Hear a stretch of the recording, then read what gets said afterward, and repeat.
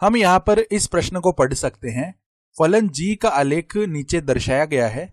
वह इनपुट मान यानी जिसे हम इंग्लिश में इनपुट वैल्यू कहते हैं क्या है जिसके लिए g ऑफ x बराबर -2 है। तो यहां पर देखिए हमें वह इनपुट मान बताना है जिसके लिए g ऑफ x का जो मान है वह -2 के बराबर हो। तो हम इस आलेख में देख सकते हैं x अक्ष के अनुदिश सारे इनपुट मान है, अर्थात निविष्ट किए जाने वाले मान, या दूसरे शब्दों में कह सकते हैं x के मान।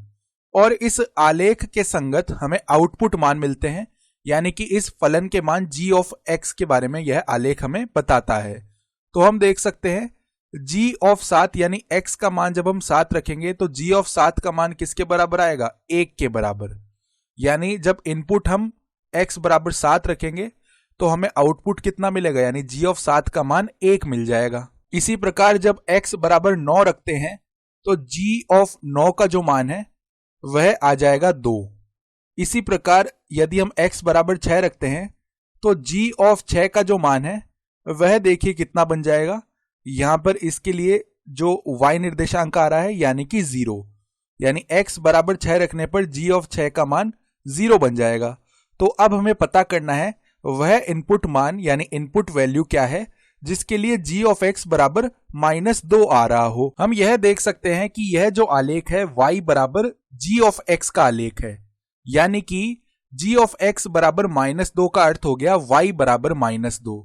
तो देखिए y बराबर -2 यानी कि इसके संगत यदि हम बिंदु देखें तो ये इस प्रकार से यहां पर बिंदु आ रहा होगा।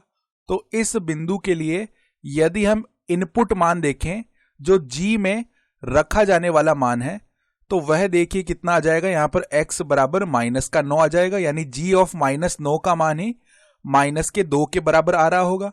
यानी कि हम कह सकते हैं कि जो x का मान है यहां पर जब g ऑफ x बराबर -2 आ रहा होगा तो हमें x कितना रखना पड़ेगा? -9। तो x बराबर -9 हो जाएगा और g ऑफ -9 ही -2 के बराबर आ रहा है। तो यहां पर x बराबर -9 हमारा सही उत्तर है और हमारा काम बन गया है।